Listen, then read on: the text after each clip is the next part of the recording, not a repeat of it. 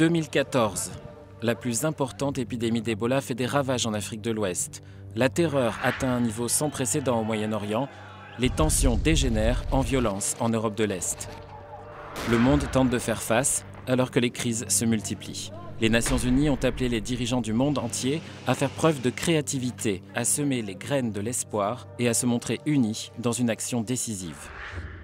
Le secrétaire général de l'ONU, Ban Ki-moon. Des barils d'explosifs aux décapitations, en passant par des civils qui sont délibérément privés de nourriture et des attaques ciblant des hôpitaux, des sites protégés des Nations Unies et des convois humanitaires, les droits de l'homme et l'état de droit sont constamment violés. La violence entre Israël et la Palestine s'est embrasée à la suite de l'enlèvement et du meurtre en juin de 3 adolescents israéliens. Des semaines de conflits et de représailles ont fait plus de 1300 victimes parmi les Palestiniens et 60 parmi les Israéliens. En République centrafricaine, les violences interconfessionnelles et les représailles meurtrières entre chrétiens et musulmans ont laissé le pays fracturé et traumatisé. Au Soudan du Sud, le besoin d'agir rapidement contre les violations des droits de l'homme a conduit l'ONU à accueillir près de 100 000 personnes dans ses différentes bases.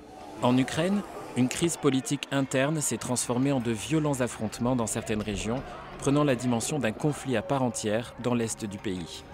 À la mort du petit Émile, personne n'imaginait que son village deviendrait l'épicentre de la pire épidémie d'Ebola jamais enregistrée. Se propageant comme un feu de forêt, la maladie a littéralement plongé la Guinée, la Sierra Leone et le Libéria dans une situation dramatique. Lors du sommet de l'ONU sur le climat, 120 dirigeants du monde joignent leurs forces à celles de dirigeants des secteurs de l'industrie et de la finance. Ils écoutent l'appel urgent lancé par l'acteur Leonardo DiCaprio.